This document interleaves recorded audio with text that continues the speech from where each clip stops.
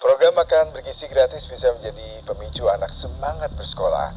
Selain menu yang lezat, program ini bisa mengurangi biaya jajan sehingga bisa ditabung. Program makan bergizi gratis di daerah kurang mampu seperti di Brebes ini sangat dinanti oleh kalangan siswa sekolah. Terima kasih Anda masih bersama kami di Kompas Manado. Saudara, Sekolah Menengah Pertama SMP Negeri 2 Minahasa Utara secara perdana menerima program makan bergizi gratis. Pihak sekolah pun mengapresiasi pemerintah atas bantuan program yang dinilai sangat bermanfaat. Hari ini dan kami sangat bersyukur karena hari ini adalah hari pertama anak akan menikmati makanan bergizi gratis. MBG ini sangat-sangat dinanti, Pak. Kita dapat MBG itu kurang lebih sudah hampir 2 minggu, dan dari tahun ajaran kemarin itu anak-anak sudah banyak bertanya, Ibu kapan MBG-nya, kapan MBG-nya gitu. Dan ketika MBG datang, ketika mobilnya baru pertama kali masuk pun anak-anak sudah antusiasnya sudah luar biasa sekali, Pak. Bagi kalangan siswa, program MBG ini bisa mengurangi biaya jajan. Bunga, siswa kelas 8 mengaku sejak ada MBG dirinya bisa menyisihkan uang untuk ditabung. Selain itu, dia mulai sering makan enak dengan menu berbeda-beda.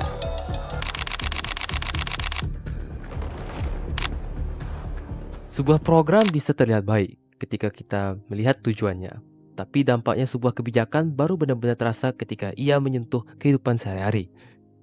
Tujuannya jelas, anak-anak lebih sehat, proses belajar diharapkan menjadi lebih optimal.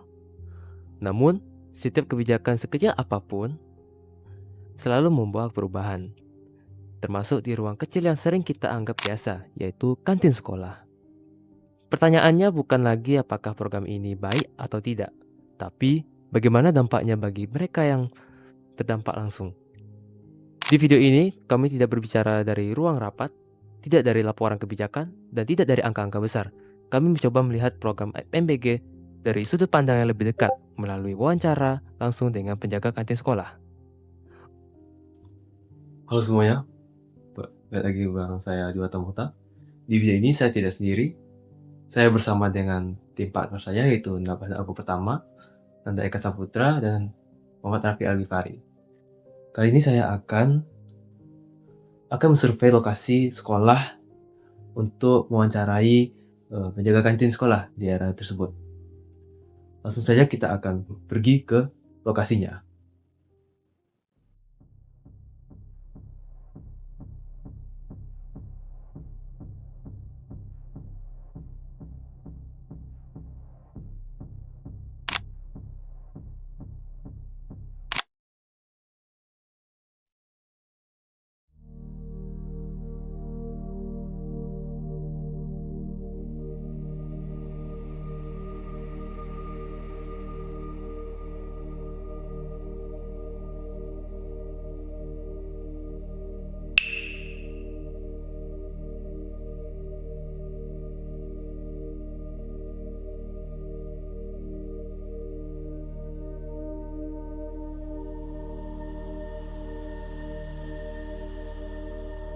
Oke teman-teman, kita sekarang berada di Sekolah Negeri Pekanbaru ya. Berada di Jalan Tengkubai. Seperti ini ya. Lihat visual sekolahnya. Di sini kita akan menganalisis dampak MBG di sekolah sekitar Pekanbaru sini. Langsung saja.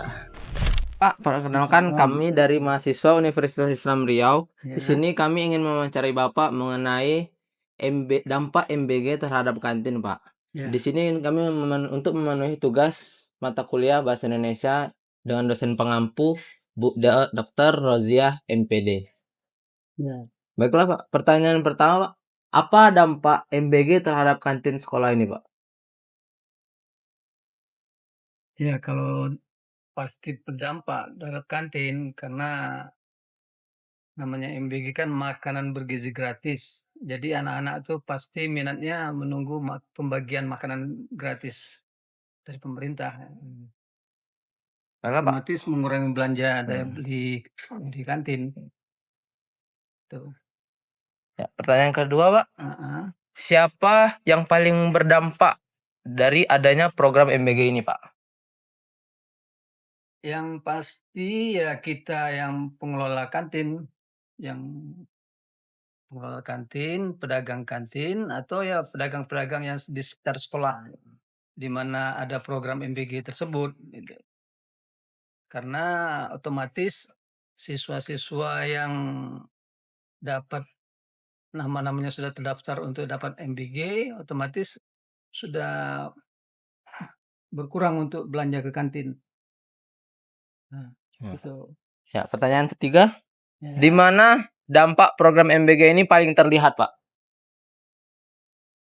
Yang pasti terlihat itu pas jam istirahat.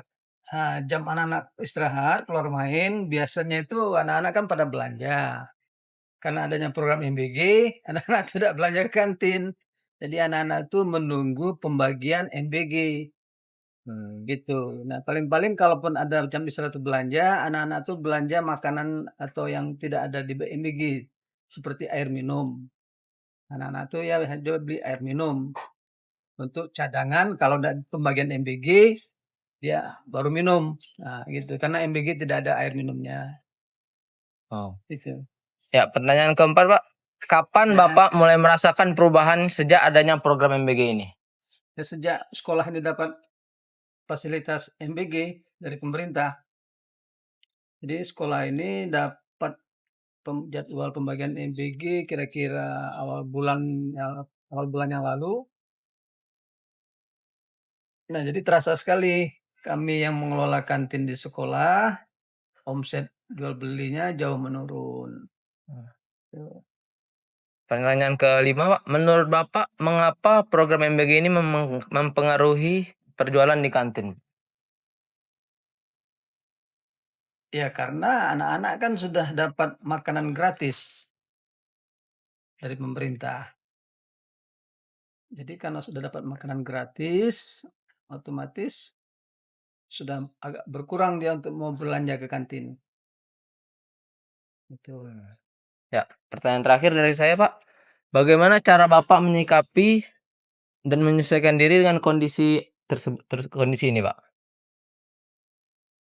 Ya, namanya kita usaha, tentu kita berpikir gimana caranya agar omset bisa sekurang-kurangnya bisa bertahan lah, bisa untuk berputar. Nah, jadi ya apa kira-kira yang anak tuh jajanannya yang suka dia beli, otomatis jualan itu yang terus kita pertahankan. Nah, sementara makanan-makanan yang ada kaitannya dengan persaingan makanan MBG, otomatis kita pengelola kantin tidak menjual kayak makanan-makanan berat gitu kan.